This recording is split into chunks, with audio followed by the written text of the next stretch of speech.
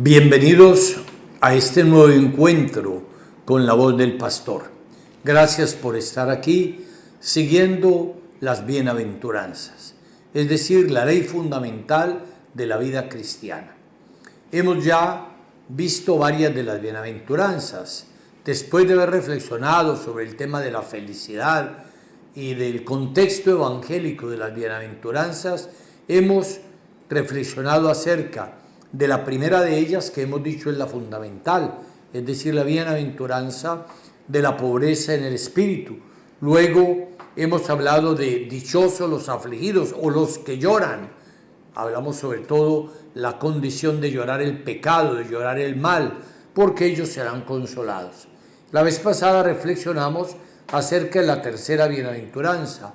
Bienaventurados los mansos, porque ellos poseerán la tierra. Decimos que la mansedumbre es, ante todo, esa actitud evangélica de vencer el mal con el bien. Esa es la clave de todo, es decir, de oponer precisamente a la agresión, a la ira, a la violencia, unas actitudes que lleven verdaderamente a contrarrestar efectivamente el mal que hay en el mundo. Los mansos, los que saben verdaderamente oponer el bien al mal, que no se dejan arrastrar por esa secuencia o por esa cadena de violencias que engendran más violencia, como decía el San Pablo VI cuando nos visitó en Colombia, es decir, la violencia engendra violencia, es decir, cuando se le opone violencia entramos en una cadena terrible y que la vemos constantemente en el mundo, en la sociedad, en la política, de la cual estamos siendo testigos en estos días.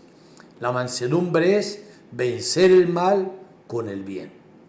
Y hoy entramos a la cuarta bienaventuranza. Dichosos los que tienen hambre y sed de justicia, porque ellos serán saciados.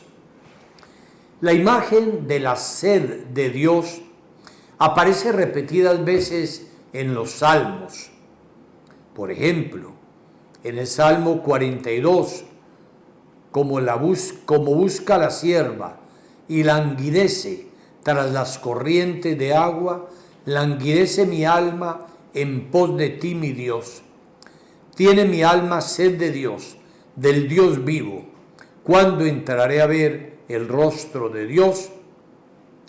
O también en el Salmo 63, oh Dios, tú eres mi Dios, yo te busco anhelante, de ti mi alma está sedienta, en pos de ti mi carne languidece, como tierra reseca, agostada, sin agua. El profeta Amós nos presenta también un texto precioso y aleccionador. Dice, he aquí que vienen días, oráculo del Señor, en que yo mandaré hambre a la tierra, mas no hambre de pan, ni sed de agua, sino de escuchar la palabra de Dios. Qué maravilloso oráculo ese del profeta Amós. Días en que la gente verdaderamente tendrá hambre y sed, no de pan ni de agua, sino de escuchar la palabra de Dios.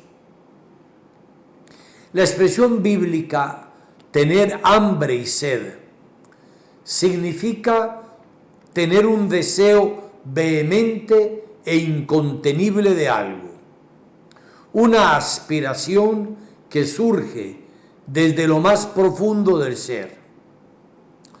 Es un ardor vivo que nace de una necesidad extrema o de la percepción de un valor como absoluto o definitivo. Es un vacío interno, intenso, que anhela ser llenado. En este caso, como dice el Salmo, de la justicia. Tener hambre y sed de la justicia es tener ese vacío profundo que anhela ser llenado por la justicia. Ahora bien, ¿qué significa la palabra justicia en el campo bíblico? Hay que decir que este vocablo, justicia, es un concepto eminentemente religioso. No es simplemente la justicia en el campo, por ejemplo, que la aplica un tribunal o que la decide un juez que aplicó justicia, o tampoco en el campo simplemente de la justicia distributiva, cuando hablamos precisamente del campo social. No.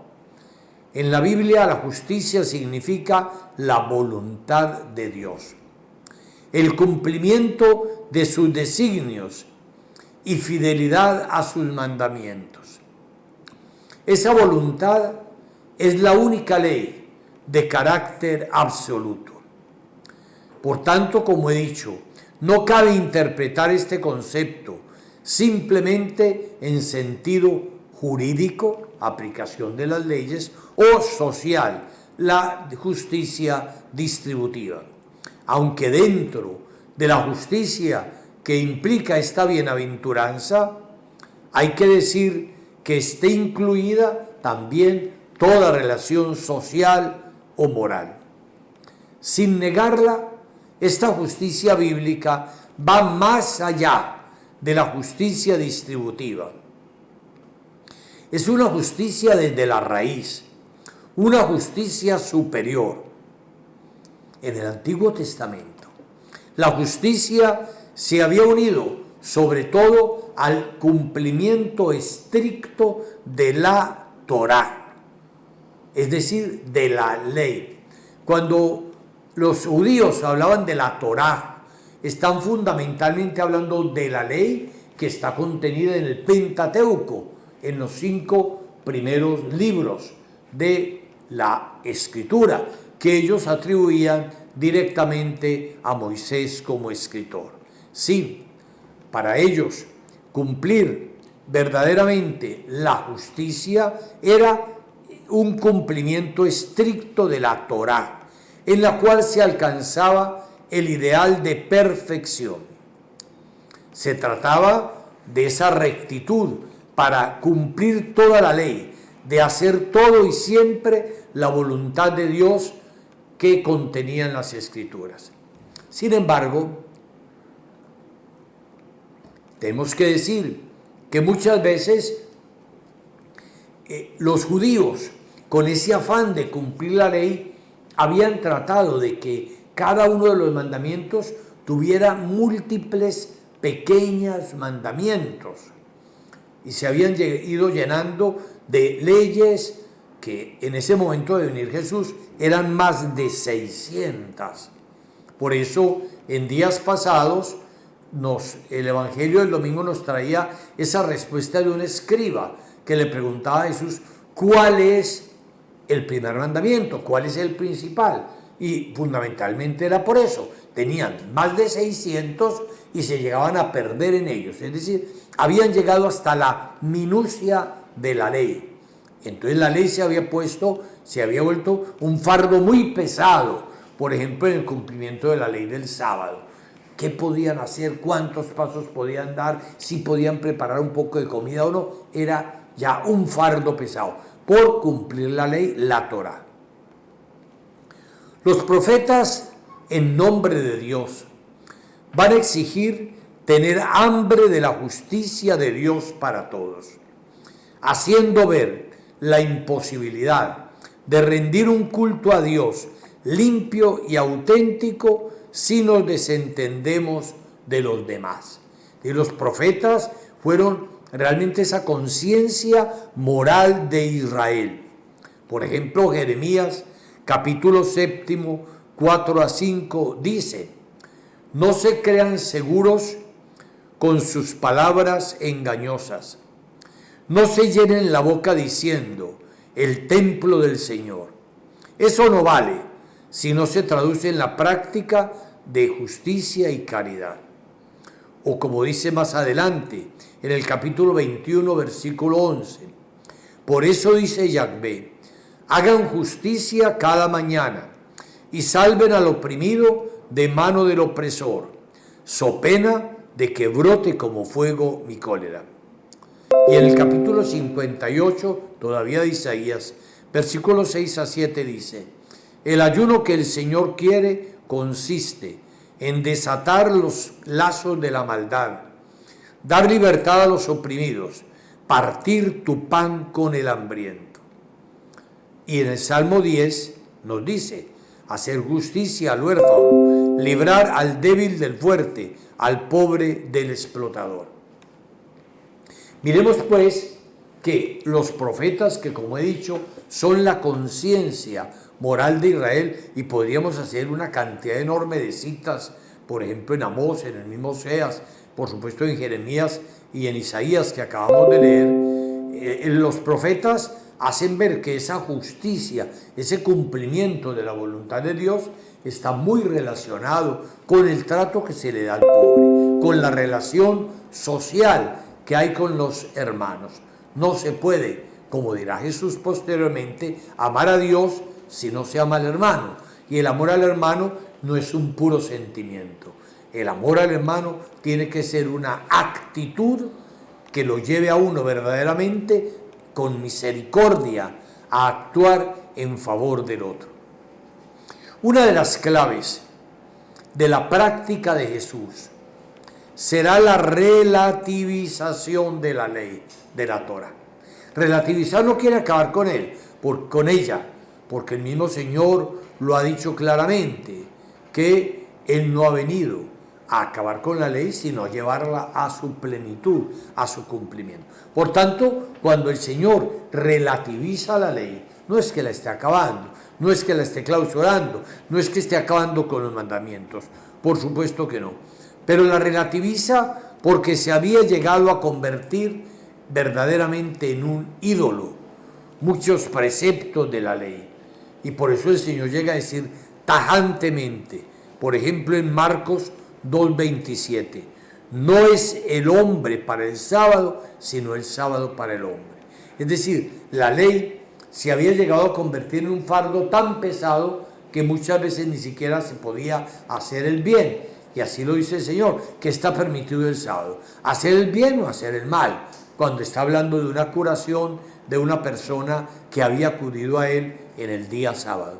El Señor es muy claro que no, el hombre no está hecho precisamente para el sábado, esclavo del sábado, y podríamos en lugar de la palabra sábado colocar la ley, la norma, sino el sábado, la norma, la ley está al servicio del hombre para conducirlo al amor a Dios y al amor al prójimo, y no permitir que esto se colocara sobre los hombros de las personas, verdaderamente oprimiéndolas y, en definitiva, no permitiéndoles realizar su ideal de vida en Dios.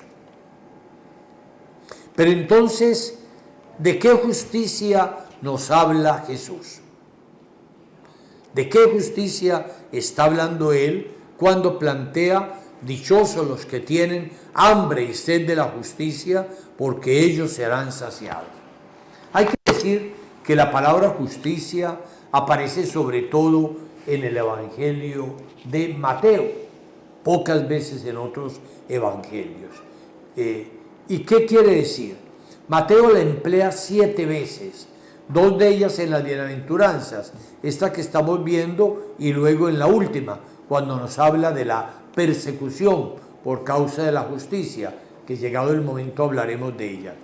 Otras 3 veces habla dentro del mismo contexto del Sermón de la Montaña, y otras 2 veces en pasajes relacionados con Juan el Bautista. En las citas del Sermón del Monte, 2 determinan cómo ha de ser la justicia de sus discípulos, que no puede ser igual que la de los fariseos o escribas. Y en otro campo se refiere a la justicia de Dios. El examen de estos textos, que repito, sobre todo son en Mateo y concretamente la inmensa mayoría dentro del Sermón del Monte, nos permite comprender la palabra justicia en esta 4ª bienaventuranza. Se trata de la nueva justicia del reino. Como dirá el Señor, busquen primero el reino de Dios y su justicia, y todo lo demás les vendrá por añadidura. Buscar primero el reino de Dios y su justicia, y todo lo demás vendrá por añadidura. En la perspectiva neotestamentaria, la voluntad de Dios llama siempre a una sobreabundancia que rebasa la letra de la ley. La letra mata, el espíritu da vida, va a decir también la palabra de Dios. Una sobreabundancia. Por eso el Señor dice, yo no he venido a acabar con la ley de los profetas, sino a darles plenitud y cumplimiento. Esta justicia, precisamente del Nuevo Testamento, dice el Señor, debe ser superior a la de los fariseos. Mateo 5:20. Superior. Ellos están pegados a la letra de la ley y por eso se vuelven esclavos de ella y están vigilando atentamente quién la cumple y quién no la cumple. Por otra parte, tiene que ser una justicia interior frente a la tentación de la ostentación, de obrar para que los vean, para que los crean muy buenos. Implica tener hambre del reino de Dios, de su justicia para todos los hombres. Jesús vive intensamente esa hambre y sed de que el reino llegue.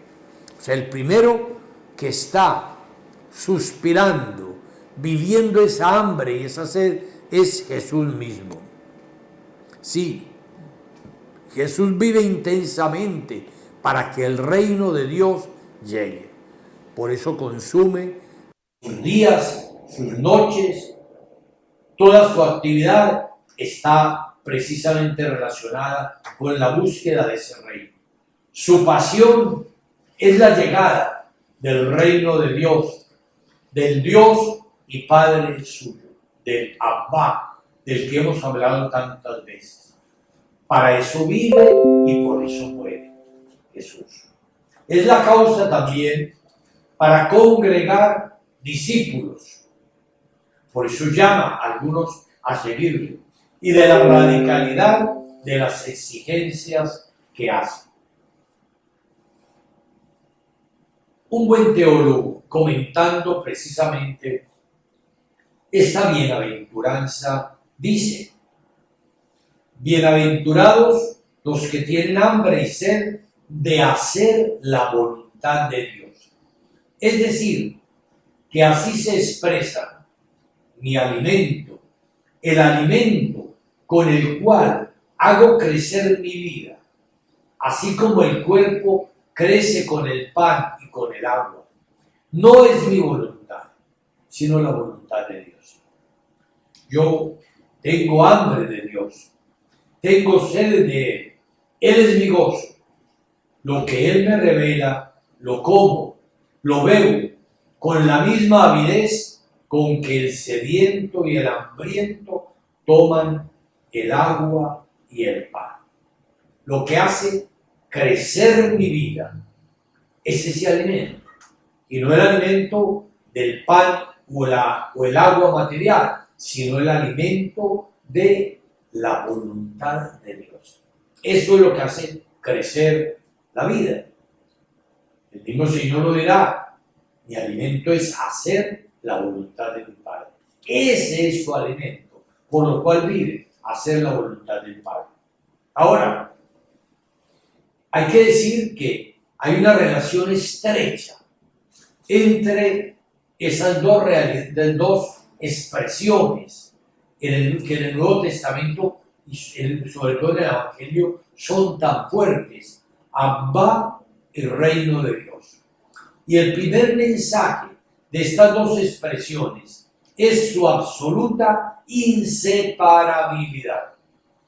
La gran tentación histórica de los seguidores de Jesús ha sido llegar a Dios al Abba sin la búsqueda del reino, o el anuncio de un reino sin Dios. Explico esto porque quizá es de las cosas que afectan mucho más la vida y aún la misma visión de la Iglesia. dos expresiones, Abba y reino de Dios. Y su clave es que son inseparables, porque Dios es Abba, es decir, Padre, quiere reinar. Y Dios reina en la medida en que los hombres viven como hermanos y comparten todo lo que ese Dios les da. Así es de sencillo, porque Dios es Padre, quiere que vivamos como hermanos. Esa es la clave. De manera que, lógicamente, cuando pretendemos separar las cosas, querer llegar a Dios sin la búsqueda del reino, o querer anunciar el reino sin el Abba, estamos matando realmente el contenido del Evangelio.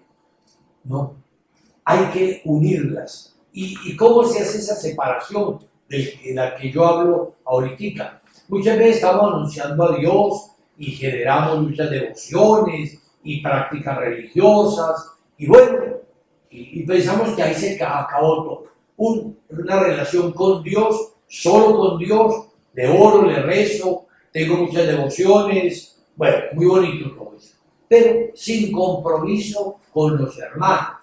Eso es buscar a Dios sin el reino. Pero también es igualmente peligroso buscar la justicia, el bienestar de las personas sin el anuncio del Abba, y terminamos haciendo pues pura práctica social, pura práctica social. Yo recuerdo hace un tiempo que un sacerdote decía, hablando de un pueblo muy necesitado, que la gente cuando necesitaba ayuda material para su hambre acudía donde el sacerdote. El sacerdote era el que promovía actividades sociales, ¿no? Pero cuando quería escuchar la palabra se iba con los evangélicos. Terrible. El sacerdote era para qué? Para que les ayudara en la parte material.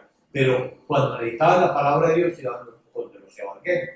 Eso es pretender anunciar el reino, es decir, la justicia, la fraternidad entre los hombres, algo maravilloso, pero sí hablar del reino, del Abba, y realmente pretender construir un mundo sin Dios, como decía alguien, es construir una sociedad de huérfanos, es decir, que no tienen un vínculo común, que es esa paternidad de Dios. Si a nosotros nos mueve algo, precisamente la búsqueda de la justicia, de la hermandad entre los hombres, de la solución de las necesidades fundamentales. Si algo nos mueve a ello, es la conciencia de que Dios es nuestro Padre y de que como Padre quiere que los hombres vivamos en la fraternidad. Cuando separamos Abba del reino de Dios, es decir, por un lado va mi devoción religiosa y por otro lado totalmente encontraría mi compromiso con la justicia entre los hombres, estoy en definitiva matando la entraña misma del Evangelio. Hay que decir que el Señor integró en su vida ambas realidades, precisamente porque estaba anunciando el reino de su Padre. Eso lo hacía que no fuera insensible a las necesidades de todos los que encontraba en el camino. Jesús era profundamente misericordioso, compasivo, se ponía en el lugar del otro porque veía en el otro realmente también un hijo de Dios, porque veía en el otro también, podríamos decirlo, utilicemos la expresión, un hermano menor. Jesús es nuestro hermano mayor por excelencia, el Hijo unigénito de Dios. Y nos veían nosotros pobrecillos muchas veces y por eso se detiene una y otra vez al borde del camino. Y por eso Él mismo, y precisamente pronto vamos a tener el domingo de Cristo Rey. Cuando Cristo hable de su reinado, vamos a tener esa parábola también del Evangelio de Mateo, cuando Jesús diga que en el juicio final el rey llamará a unos y les dirá: tuve hambre y me diste de comer, tuve sed, me diste de beber, estuve desnudo y me vestiste. Y cuando le digan, Señor, pero ¿cuándo te vimos así? Dirá, cuando lo hicisteis o cuando lo dejasteis de hacer con uno de los más pequeños. Dice Jesús, se llega a identificar totalmente con el que sufre. Gran parte del conflicto entre Jesús y ciertos grupos o movimientos religiosos de su tiempo se ocasionó porque la esperanza de muchos judíos y movimientos religiosos era la restauración de Israel como dominio político y realmente esperaban un Mesías que fuera como el hijo de David y que estableciera un nuevo reinado. Por eso la gran controversia. Mientras Jesús anuncia el reino de Dios, ellos querían era el reino de Israel. Aún muchos de los que lo seguían cerca. Recuerden ustedes, para poner un caso muy sencillo, los mismos discípulos de Maús, que cuando van de camino con aquel misterioso caminante que se les agrega, ellos le dicen, y nosotros pensábamos que él iba a restaurar el reino de Israel. Es decir, muchos estaban esperando eso, y resulta que eso lo que propone es el reino de Dios. Es decir, que Dios gobierne, que Dios sea acogido como Padre, que gracias a esa acogida como Padre, los hombres experimenten la fraternidad. Y por eso no va a poner un pueblo sobre otro, sino todos como hermanos, sin diferencia de ninguna, ni por raza, ni por credo, ni por ninguna otra condición. Somos simplemente hermanos. Y por eso la propuesta de Jesús es esa, el reino de Dios, no el reino de Israel. Y muchas veces queremos volver sobre esas ideologías de nacionalismos, como en el caso de muchos de los judíos en su tiempo. Y por eso hay esa gran controversia, ¿cierto? Frente al reino de Israel, el reino de Dios. Y eso es algo que aún en el mundo de hoy tenemos que nosotros presentar claramente. Jesús relativiza precisamente en ese reino que él anuncia, en ese reinado que él establece, relativiza aún las leyes de diferente tono que los judíos se habían ido dando para explicitar cada uno de los mandamientos. Sí, para Jesús esa ley tiene valor si está verdaderamente generando fraternidad entre los hombres y si está posibilitando la experiencia de la paternidad divina. Esa es la clave. Y por eso Jesús entra en controversia con los intérpretes de la ley que querían aplicar así, a la letra, cada mandamiento. Y por eso llegaron un momento en que se perdían. Entre 600 y pico de mandamientos, llegaba un momento en que no sabían cuál era el más importante y a qué había que darle mayor prevalencia en el comportamiento diario. Jesús lo relativiza todo. Va a decir claramente, no hay verdadero amor a Dios si no se ama eficazmente, si no se hace justicia con el prójimo. El amor a Dios y el amor al hermano están indisolublemente unidos. Recordemos de nuevo esa gran pregunta que la vimos recientemente en la liturgia, cuando le preguntan cuál es el principal mandamiento. Le están preguntando por uno solo, el escriba, ¿cuál es el principal? Y Jesús le da doble respuesta. Le va a decir, el primer mandamiento es este: amarás al Señor con todo tu corazón, con toda tu alma, con toda tu mente, con todo tu ser, y al prójimo como a ti mismo. Terminó dándole dos mandamientos en definitiva, pero dos mandamientos que se funden en uno solo. Porque tú amas a Dios como Padre, estás llamado a amar al otro como hermano.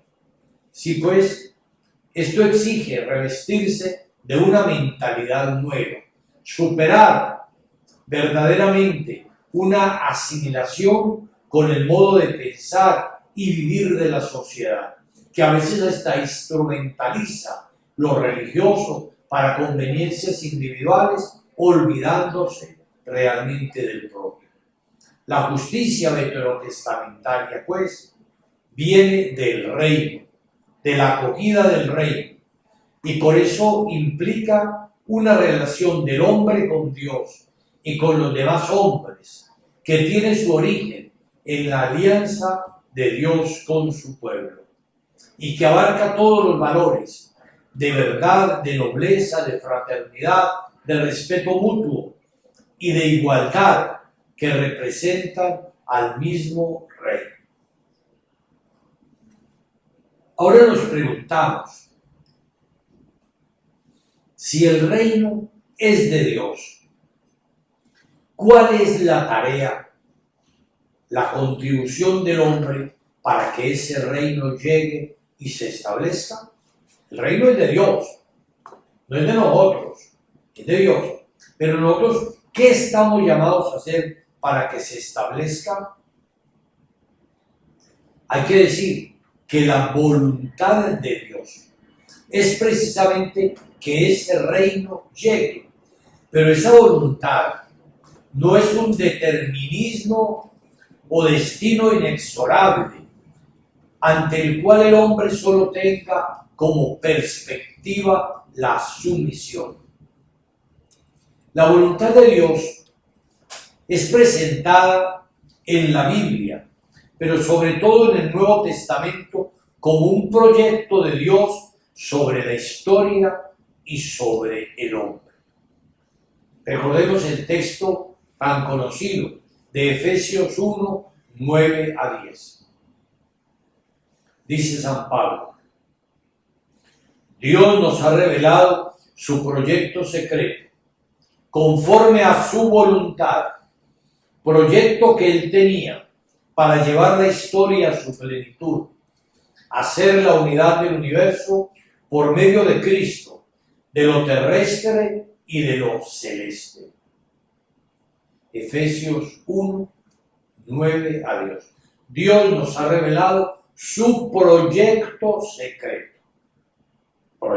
secreto conforme a su voluntad. Y en Romanos 12, 1 a 2 nos plantea la necesidad de discernir la voluntad de Dios, es decir, hacer un acto intelectual humano para conocerla en medio de otras posibles opciones humanas. También nos dirá 1 Timoteo 2, 3 a 4. La voluntad de Dios es que todos los hombres se salven y lleguen al conocimiento de la verdad. Me parece muy importante esta precisión que estamos haciendo. Porque sí, la voluntad de Dios es que el reino llegue. La voluntad de Dios es que todos los hombres se salven. Eso es lo que Dios quiere. Ese es el proyecto de Dios. Ese es el sueño de Dios. Y aquí hay que entrar a discernir muchas veces qué es lo más conveniente para que el reino llegue, para entrar verdaderamente a colaborar activamente con ese reinado. ¿Y por qué especifico esto? Porque yo creo que la expresión voluntad de Dios se ha venido utilizando por parte de muchos con una realidad equívoca, y es pensar que todo lo que pasa es ya automáticamente voluntad de Dios. Y estamos aquí pisando verdaderamente a cosas delicadas. Cuando yo pienso que todo lo que pasa es voluntad de Dios. Entonces, bueno, simplemente, ¿cuál sería mi colaboración a eso? La resignación. Entonces está el pobre que está en la miseria y se le dice su voluntad de Dios. Y ya. Si es voluntad de Dios, resígnese porque es la voluntad de Dios. Pero entonces, apliquemos la misma. Entonces el rico, el poderoso, que tiene cantidad de dinero, que le sobre, que no... Pero eso es la voluntad de Dios, es que tenga ese dinero. Ya. ¿Sí ven? Pues es peligrosísimo cuando pensamos que todo lo que pasa es voluntad de Dios. un borracho que está manejando y atropella una pobre señora que va con sus hijos. Eso es voluntad de Dios. No, Señor. Hay muchas cosas en el mundo que no son voluntad de Dios, que Dios no las quiere, que están pasando en el mundo es porque los hombres no aceptan la voluntad de Dios, porque los hombres están en contravía con lo que Dios quiere. Es decir, no están siguiendo sus mandamientos. La voluntad de Dios, pues, no es todo lo que sucede sin más. El hombre tiene que hacer un discernimiento muy serio para ver de qué manera tiene que colaborar en la voluntad de Dios. Y hay momentos en que eso no es fácil. Hay cosas que son evidentes, pero otras que no son tan evidentes. Porque hay situaciones en que uno puede no saber cuál sería la voluntad de Dios en este caso. No estamos pues en un determinismo, sino que hay que entrar realmente a hacer la voluntad de Dios. Qué hermoso es este texto de la carta a los hebreos, que dice, al entrar en el mundo, dijo, sacrificios y ofrendas, oh Dios, no quisiste. En vez de eso me has dado un cuerpo. Holocaustos y víctimas expiatorias no te agradan. Entonces yo dije, aquí estoy, Señor, Dios mío, para realizar tu voluntad. Realizar es un acto, es un proyecto, es un compromiso realmente de hacer la voluntad de Dios, es decir, de ponerla por obra. Lo que Dios quiere, comprometerme activamente en su realización. Y por eso, como he dicho, no es fácil. Hay momentos en que uno no sabe, ¿será esto lo que Dios quiere de mi vida? ¿Dios querrá esto que yo haga? ¿Esta será la vocación que conforme a la voluntad de Dios debo seguir? ¿Sí o no? Recordemos que el mismo Jesús estuvo ante esa disyuntiva. El texto más claro es el del Monte de los Olivos. Lucas 22, 42, cuando Jesús, ante la inminencia de la pasión, de lo que le podría sobrevenir, pues está en esa incertidumbre, suda gotas de sangre, sufre, por supuesto. ¿Pero por qué sufre? Sufre por dos motivos. Uno, porque obviamente, pues una pasión de esas, él sabía, porque ya como judío conocía la forma como los romanos ejecutaban a los rebeldes, sobre todo a los rebeldes sociales, a los rebeldes políticos. La cruz era sobre todo para ellos. Y él sabía, seguramente había presenciado más de una de esas escenas, él sabía lo que venía si lo prendían. Pero por otra parte, el otro motivo de sufrimiento era, ¿será que esto es lo que Dios quiere de mí en este momento? ¿Y por qué esa pregunta? Porque hubo otros momentos en que Jesús, cuando lo iban ya a capturar, había huido, se había ido para territorio pagano. Otra vez que lo iban a despeñar por un barranco, se le escabulló. Es decir, hubo otro momento en que Jesús no afrontó la muerte de inmediato. Es decir, pudo discernir en ese momento que eso no era lo que el Padre quería en ese momento. Entonces, en ese momento, cuando ve cerca la muerte, llega a pronunciar esa conocidísima oración, que yo también le he dicho muchas veces. Dice, Padre, si es posible, aparta de mí este cáliz. Sin embargo, no se haga mi voluntad sino la tuya. Como hombre, quisiera que eso no le llegara. Quisiera que ese no fuera su destino, la muerte en cruz. Pero no se haga mi voluntad sino la tuya. Jesús, pues, tiene que discernir. Y nos cuenta el relato, precisamente de Lucas 22, 42, que Jesús se sumergía en la oración horas enteras, no un momento, no un minuto, horas enteras, para discernir si será esto lo que yo tengo que hacer en este momento. La fidelidad a el proyecto del Padre sobre mi vida irá en este momento a que yo tengo que asumir la muerte, no porque el Padre la quiera, es porque los hombres la quieren, porque los hombres rechazan la voluntad de Dios. Pero la coherencia de Jesús y la fidelidad de Jesús a esa voluntad del Padre es la que está a juego en ese momento. ¿Seré fiel hasta el final? ¿O podré escabullirme? ¿O qué? ¿O qué va a pasar en este momento? Está ante una verdadera encrucijada, ante una verdadera disyuntiva. Pues obvio que Jesús sabe para qué vino al mundo. La voluntad de Dios es que todos los hombres se salven. Y él mismo lo ha dicho en otro momento. Yo he venido para reunir a todos los hombres en una familia. En una sola familia a todos los hijos de Dios. Pero Jesús sabía cuál era la voluntad del Padre sobre él, sobre el proyecto de su vida. Pero también sabía que estaba en una situación en el mundo, en que había un mundo que rechazaba ese proyecto del Padre. Y él estaba en la mitad. Él quería ponerlo por obra.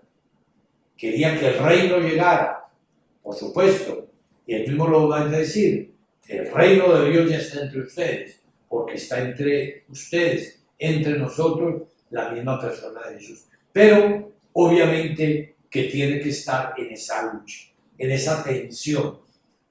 Tensión para conocer lo que el Padre quiere aquí y ahora, en este momento, no allá en absoluto.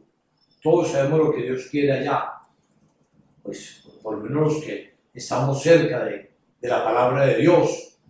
Pero lo que pasa es cuando yo discierno aquí y ahora, ¿qué es lo que Dios quiere de mí en estas circunstancias? Eso fue lo que le pasó a Jesús. ¿Cuál es la voluntad de Dios aquí y ahora? ¿Será que de nuevo me escape? ¿Será que rehuya? ¿O será que afronte? Que dé la cara en este momento decisivo, y dar la cara en este momento decisivo es optar por la fidelidad a Dios, por la fidelidad a su proyecto, por no desdecirse de él, aunque le venga la muerte. De esa manera Jesús sale de sí mismo para mirarse en Dios y desde Dios mirar el mundo. Esa es la oración. La oración es esa, salir de uno mismo para mirarse en Dios y desde Dios mirar el mundo.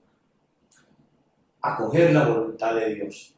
Liberarse por las impresiones que los demás puedan tener de uno, de lo que los demás puedan querer de uno. A Jesús también lo querían separar de esa voluntad.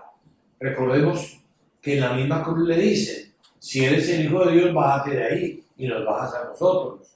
O cuando los que pasan le dicen, bueno, tú que tanto predicabas y que tanto decías, bájate para que te creamos. Es decir, muchos precisamente querían llevarlo por un camino diferente a la voluntad de Dios. Querían sacarlo del cumplimiento de esa voluntad, pero Jesús se mantiene fiel a ella, es decir, a ese reino, porque Él vive, suspira y muere porque el reino llegue, porque la justicia de Dios se implante en el mundo. En este sentido, bienaventurado es quien acoge activa y gozosamente la iniciativa de Dios y sus inspiraciones.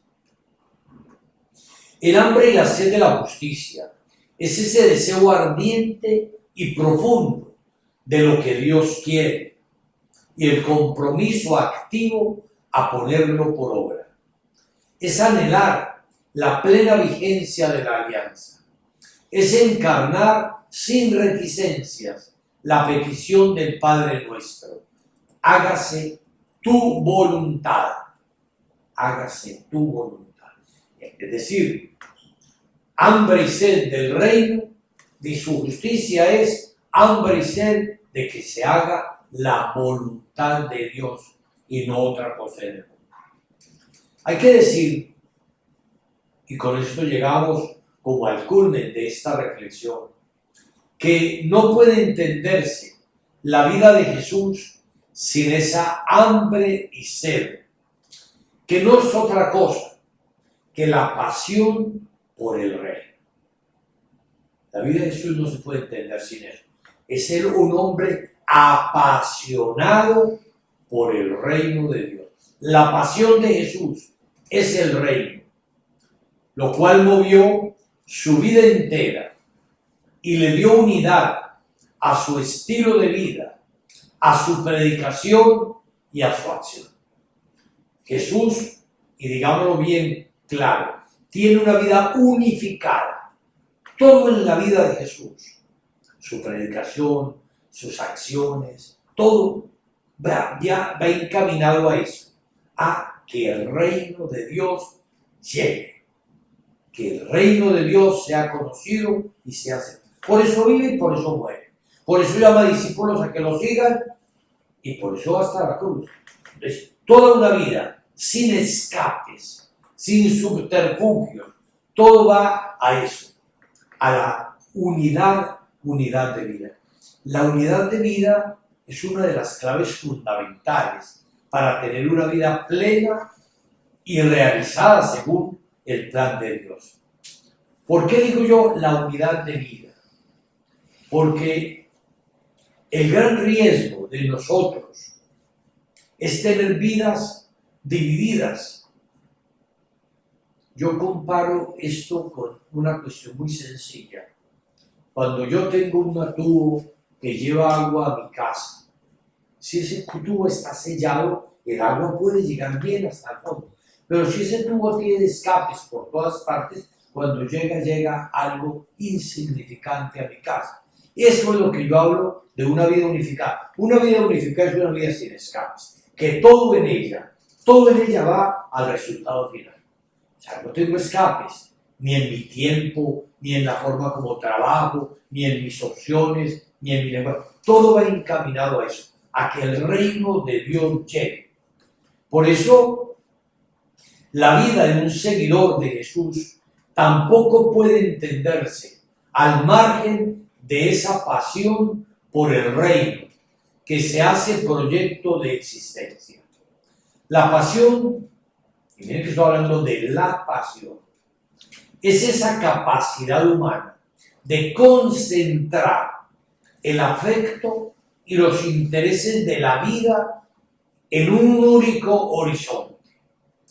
En cambio, las pasiones aluden a esa dispersión del afecto causada justamente por la multiplicación de los deseos, de los objetos hacia los que esas pasiones se dirigen. Pongo un ejemplo que podría ser absurdo, pero es un ejemplo al fin y al cabo. Por ejemplo, un sacerdote, su único objetivo debe ser la salvación de los hombres. No debe tener otro. Por eso debe vivir, por eso debe trabajar, por eso debe estudiar, por eso debe orar. Todo tiene que ir encaminado, como en Jesús, a eso, la salvación de los hombres. Y esa tendría que ser la pasión que mueve su vida, una vida unificada. Pero ¿qué pasa? Si ese sacerdote tiene otros intereses, por ejemplo, conseguir dinero, o por ejemplo así, pues entonces ya ahí viene un escape, porque le interesa más esto. O es vivir cómodamente, entonces bueno, por la comodidad, entonces no asume unos compromisos, no va verdaderamente donde los hermanos lo necesitan, no tiene tiempo de confesar, por la comodidad. ¿Sí? Entonces, en cambio, cuando uno está unificado, y lo mismo puedo decirlo yo para un padre de familia, una madre de familia, una religiosa, el que sea, cuando tiene una vida unificada, eso es tener hambre y sed de la justicia del reino de Dios. Todo está unificado, y el que tiene una existencia unificada, no dividida, normalmente tiene éxito. Y el éxito no es en clave humana. Jesús, el mayor éxito fue la cruz, pero llegó allá con toda una existencia entregada a lo que el Padre quería de él, a lo que el Padre le estaba encomendando. Entonces, hay que centrar las energías, unificar la vida, pensando qué escapes puede haber en mi vida que están impidiendo que realice la voluntad de Dios, es decir, que el reino llegue. Un obispo proponía a unos sacerdotes que estaba ordenando, les proponía este lema: sacerdote hoy, sacerdote siempre. Sacerdote en todo, solo sacerdote. Un lema que es un proyecto de vida. Sacerdote hoy y siempre. No es que mañana no, si no me va bien en esto, de pronto tengo esta otra opción. No, el que, si realmente es sacerdote para siempre. El que asumió el matrimonio es casado en el Señor, con este hermano o con esta hermana para siempre. Es decir, asumir un proyecto. No es que hoy sí, mañana no, después no, ya no me gustó, o estoy con me caso con esta persona, pero si tal cosa no funciona, pues ya tengo esta otra opción. Ahí se desbarata cualquier vida. Sacerdote hoy, sacerdote siempre. Siempre. Sacerdote en todo. Si todo lo que yo hago tiene que estar impregnado de mi sacerdocio. Todo. Si yo preparo una charla, si yo atiendo una confesión, si yo voy a un pueblo, si yo atiendo a un hermano, todo tiene que estar impregnado de eso. No puede haber nada en mi vida que no sea sacerdotal. A una cosa más sencilla, como podría ser una charla con una persona, como podría ser una ayuda a alguien, todo tiene que ser sacerdotal. Que vean en uno el sacerdote. Estoy poniendo un ejemplo, pero yo podría hablar de cualquier otra opción de vida cristiana. Y solo sacerdote. Yo no tengo que por qué ser otra cosa. A uno le da tristeza, y se lo digo yo como obispo, cuando a veces hay sacerdotes que buscan valer por otras cosas. Entonces, yo voy a hacer esta otra profesión para tener más éxito. Es que me dicen que yo además de esto tengo esta otra profesión. No. Con ser sacerdote, ahí lo debo tener todo. Solo sacerdote. Cuando yo empiezo a buscar otra cosa, las cuestiones andan mal. Esta existencia unificada, centrada todo en lo que Dios quiere de mí, como fue la de Jesús. Allá no hubo escapes, ¿no? Todo estaba concentrado realmente en eso. Si yo tengo, pues de pronto, capacidades, pongo pedagógicas, pongo ese ejemplo sencillo, pues muy bueno, pero tengo que unificar para que las capacidades estén todas orientadas al anuncio del Evangelio. Es como si la iglesia tiene un colegio, por ejemplo. No tendría sentido tener un colegio de la iglesia si allí realmente no se estuviera dando prioridad a lo que es el anuncio del Evangelio y la búsqueda de la salvación. De resto no tiene sentido. Todo tiene que estar impregnado realmente de eso.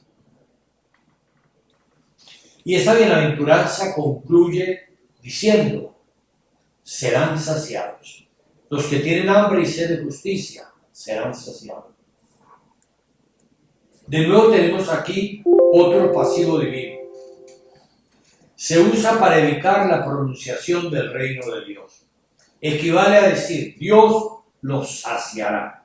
En Cristo se satisfacen todas las aspiraciones de quien tiene hambre y sed de justicia. Dice Juan, el que beba del agua que yo le daré, no tendrá sed jamás. Más aún, el agua que yo le daré será en él un manantial que brote hasta la vida eterna. O como dice el Salmo 17, quedaré saciado cuando se muestre tu gloria. Cada uno de nosotros quedará saciado de verdad cuando podamos contemplar la gloria de Dios, que se da y se comunica precisamente al que hace la voluntad de Dios, al que tiene hambre y sed de justicia. Que el Señor nos conceda a todos, en nuestra vida, en nuestra profesión, en nuestro oficio, en nuestra vocación, en todo, tener hambre y sed de la justicia, es decir, del reino de Dios, de que Dios de verdad reine y gobierne en el mundo de los hombres, en este mundo de hijos suyos. Que Dios los bendiga, en el nombre del Padre, del Hijo y del Espíritu Santo.